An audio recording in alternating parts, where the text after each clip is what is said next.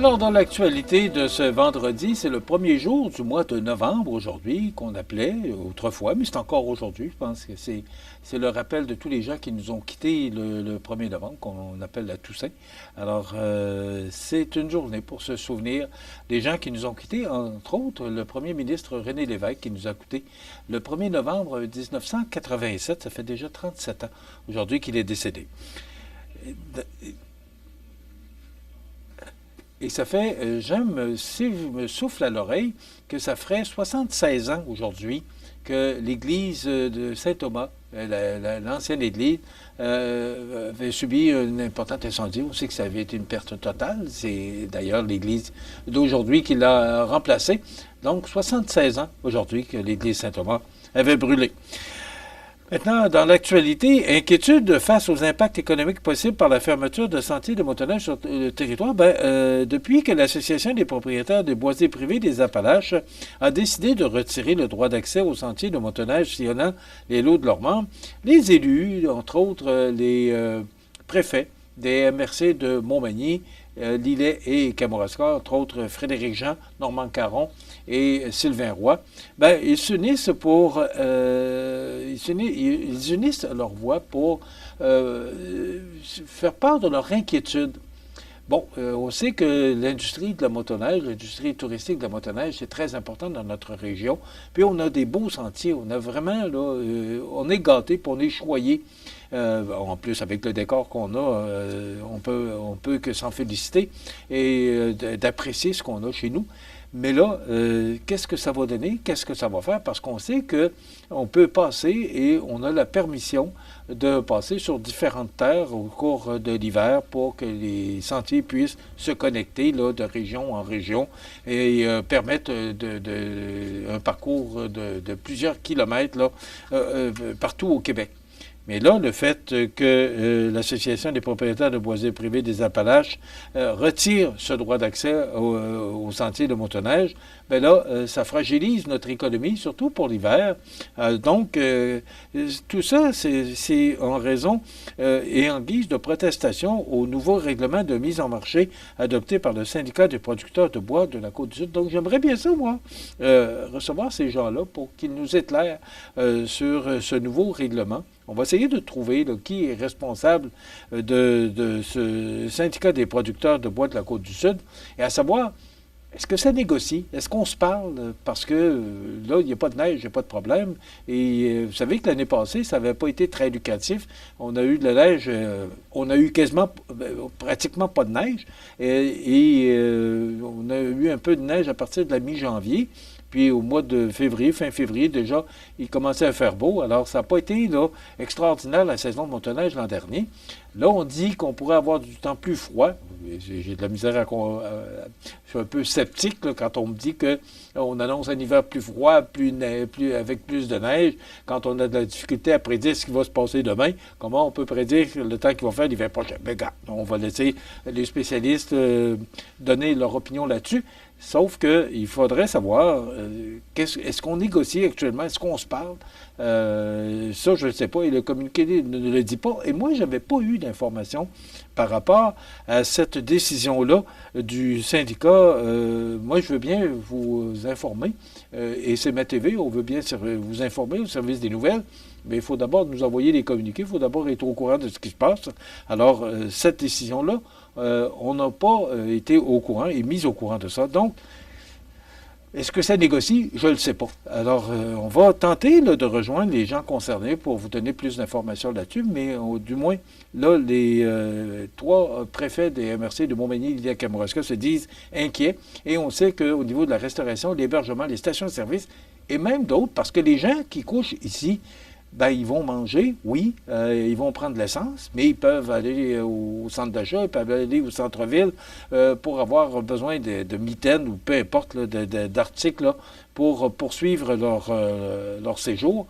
Donc, c'est quand même très lucratif, l'industrie de la motoneige dans notre région. Donc, on va suivre ça et on va tenter de trouver les gens qui sont concernés par ça pour voir où on en est et à savoir si ça négocie actuellement.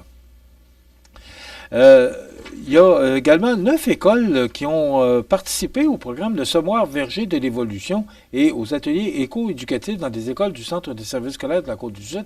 On vous avait présenté un reportage là-dessus avec la Fondation Richelieu. C'est plus de 33 000 $ qui a été investi et c'est 30 000 $ obtenus par la Fondation Richelieu de la part d'Industriel Alliance et la Fondation qui a versé la totalité de cette enveloppe à Arbre Évolution et a ajouté une somme de 7 500 $.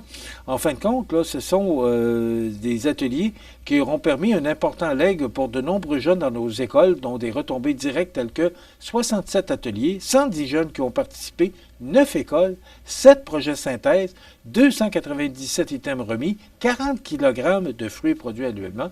Quand même, c'est une belle expérience et félicitations là, au Semoir, félicitations à la Fondation Richelieu, félicitations à Industriel Alliance, félicitations à toutes les écoles, félicitations au centre d'études, pas au centre d'études, mais au centre de services scolaires de la Côte-du-Sud parce qu'il y a beaucoup de monde impliqué là-dedans et quand on se met tout le monde ensemble, ben ça donne de quoi, puis c'est une belle initiative, bravo. Et depuis octobre, un programme d'éducation artistique et de développement social du Centre d'art de Kamouraska intitulé « Moi à l'œuvre » est lancé, et ce pour une 10e édition. Et c'est 1200 enfants de Saint-Roch-des-Aulnay à Saint-Épiphane, voilà, qui seront touchés par des équipes d'artistes qui sillonnent la région pour offrir des spectacles ateliers inédits. Donc, ça aussi, c'est une belle initiative. 5 nouveaux intronisés feront leur entrée au Panthéon des sports de Montmagny en raison de leur performance sportive, de leur implication et de leur rapport au rayonnement de la ville. Donc, Anne-Marie Bergeron, Claude Coulombe, Jean-Claude Croteau, les Sentinelles de Montmagny et le championnat provincial d'athlétisme 1980 feront maintenant partie des Panthéons de sport de Montmagny. Et chaque année, je pense que il me semble que c'est à chaque année que ça se produit, qu'on recherche des gens qui se sont impliqués de différentes façons au niveau du sport dans la région. Et encore cette année, je trouve tellement que le choix du comité, ou les choix du comité, c'est tellement bien représenté. Alors, Anne-Marie Bergeron, Claude Coulombe, Jean-Claude Croteau, les Sentinelles de Montmagny et le championnat provincial d'athlétisme de 1980 qui feront maintenant partie du Panthéon des sports. Et il faut rappeler que tous ces gens se sont impliqués et bon, on sait que M. Croteau est décédé, là, mais ces gens-là, via leur famille ou des gens, se présenteront là, pour recevoir un trophée qui sera remis à ces gens ou à leurs représentants là, lors d'une cérémonie intimiste qui est organisée spécialement pour eux le 21 novembre prochain à l'espace citoyen de Montmagny. Donc, c'est entre autres ce qu'on retient sur la scène locale et régionale. Maintenant, un petit peu plus loin de nous, imaginez-vous qu'hier, j'écoutais Radio-Canada et j'apprends, tenez-vous bien, que la statue de Gilles Villeneuve a été volée devant son musée. On a scié les 2 pieds là, de la statue et on est parti avec donc des voleurs qui ont dérobé la statue de Gilles Villeneuve qui trônait devant le musée de Berthierville en l'honneur du célèbre pilote automobile. C'est selon ce que nous apprenait Radio-Canada hier. Les voleurs auraient coupé la statue au niveau des chevilles et l'auraient emportée. L'œuvre était une représentation grandeur nature de Gilles Villeneuve, faite de bronze. La Sûreté du Québec confirme qu'une enquête est en cours et invite toute personne ayant de l'information à les contacter. La MRC d'Autrey a lancé un appel à l'aide sur Facebook pour tenter de retrouver la statue. J'écoute ça, puis je dis, mais voyons, c'est quoi l'intérêt de voler la statue de Gilles Villeneuve qui est devant le musée depuis des années? Probablement qu'on en apprendra davantage là, au cours des prochains jours, mais c'est ce qu'on apprenait hier de sources de Radio-Canada. Et dans la presse de ce matin, on apprend que près de la moitié des électeurs américains doutent du bon fonctionnement de la démocratie américaine, 45 % d'entre eux estimant que leur système politique ne représente pas bien les citoyens ordinaires. C'est ce que révèle un sondage du New York Times Siena College. Les 3/4 des électeurs américains estiment que la démocratie est menacée bien que leur perception de ce qui les met en péril varie considérablement en fonction de leur tendance politique. Toujours selon la presse, une majorité d'électeurs pensent que le pays est en proie à la corruption, soit 62% étant l'avis que le gouvernement travaille principalement dans son propre intérêt et dans celui des élites plutôt que dans l'intérêt général. Donc, l'érosion de la confiance dans le gouvernement américain, vieux de près de 250 ans, fait suite à 4 années de défis sans précédent. Une émeute violente visant à reverser l'élection présidentielle de 2020, la condamnation pénale de l'ancien président Donald Trump et l'insistance de ce dernier sur le fait que le processus électoral était truqué. Donc, c'est dans la presse de ce matin. Je vous en ai parlé. Il y a des élections là, qui ont lieu mardi. Alors, on n'a pas fini encore d'entendre parler d'élections en fin de semaine. Et mardi, là, ce sera le dénouement de cette élection qui dure. Ça fait quasiment 2 ans qu'on parle du retour de M. Trump et de l'élection de M. Biden. On sait que M. Biden, au mois de juin, s'est retiré et a laissé place à Mme Harris. Donc, l'élection, c'est le 5 novembre. Alors, beaucoup de gens seront arrivés devant leur petit écran là, pour voir qui de ces 2 candidates méritera la présidence des États-Unis pour les prochains 4 ans.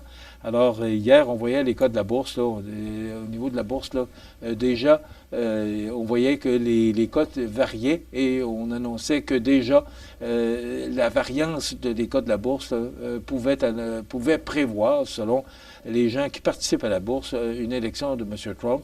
Donc, mais c'est très difficile. Personne, je pense, aujourd'hui peut annoncer qui sera vainqueur. C'est tellement chaud. Alors, ce sera une élection très intéressante à suivre au cours des prochains jours. Lundi, ce sera une entrevue avec une chronique avec le bijoutier Carl Poulain. On parlera de montres et on recevra Mme Nicole Robert et Alexandra Lemieux, respectivement directrice générale et présidente de la Chambre de commerce de Montmagny. Ils parleront du Gala Prestige des Jardins qui s'en vient très rapidement. C'est jeudi. Aussi, je vous rappelle de ne pas oublier de reculer vos montres et horloges dans la nuit de samedi à dimanche. On recule là et on revient à l'heure normale de l'Est. Je vous souhaite une belle fin de semaine de Salon du Livre à Saint-Jean-Port-Joli. À lundi.